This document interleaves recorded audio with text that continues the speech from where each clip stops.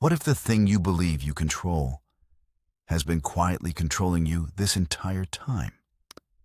Not in an obvious way, not in a dramatic overnight collapse, but through something far more subtle.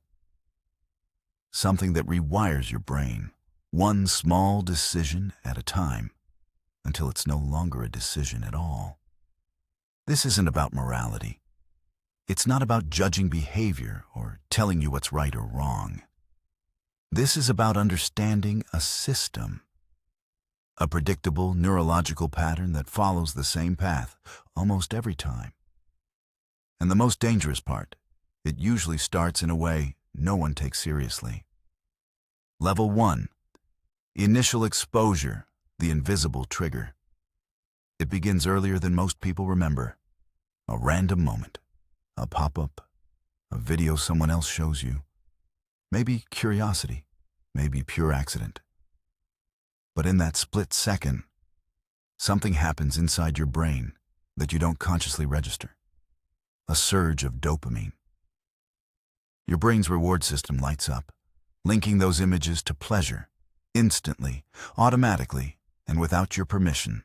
There's no decision here, no intent, just a neurological imprint. And your brain doesn't care why it happened. It only cares that it felt good, so it stores the pattern.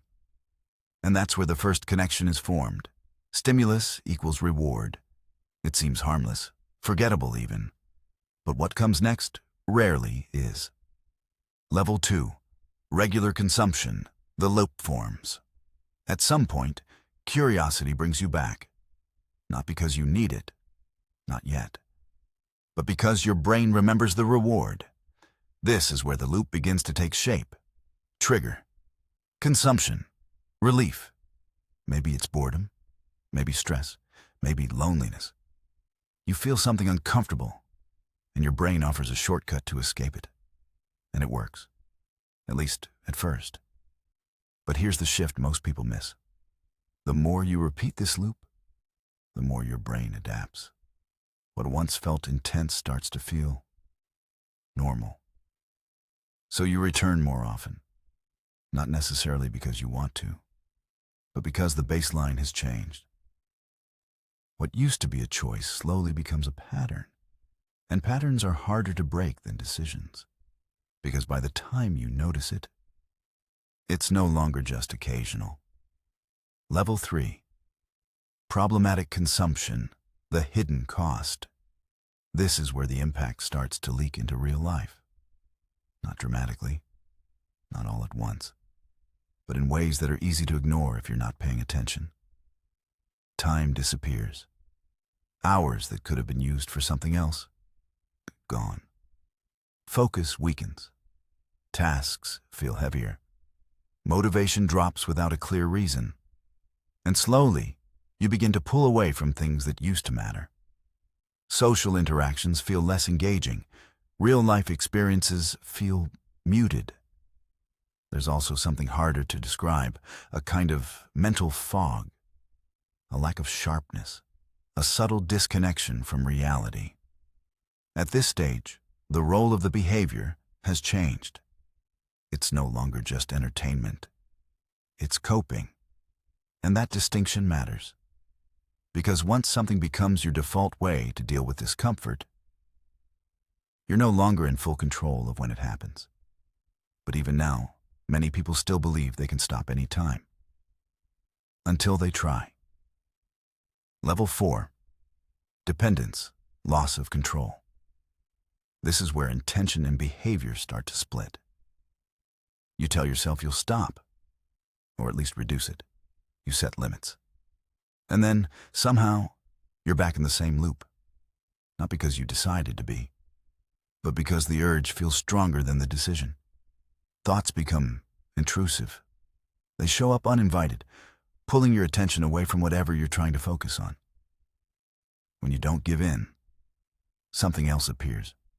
Irritability, restlessness, anxiety. These aren't random. They're withdrawal signals. Your brain has adapted to a certain level of stimulation. Without it, things feel off. And there's another shift happening in the background.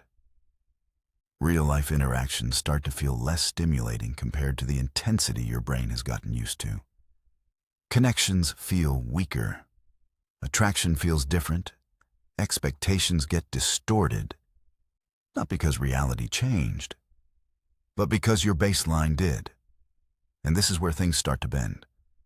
But what comes next is where they begin to break. Level 5. Desensitization, the silent escalation. At this stage, what once worked doesn't anymore. The same content, the same patterns. They don't produce the same response. This is desensitization. Your brain, overloaded for too long, has reduced its sensitivity. So now, to reach the same level of stimulation, something more intense is required. This is where escalation begins. Not always consciously, not always intentionally, but progressively. And with that escalation comes something else. Conflict, because the direction of that escalation doesn't always align with your values. So now you're caught between two forces. On one side, the behavior, driven by a system that's been reinforced over time. On the other, your awareness that something feels wrong. This creates a loop. Engage, feel relief, then guilt, then discomfort.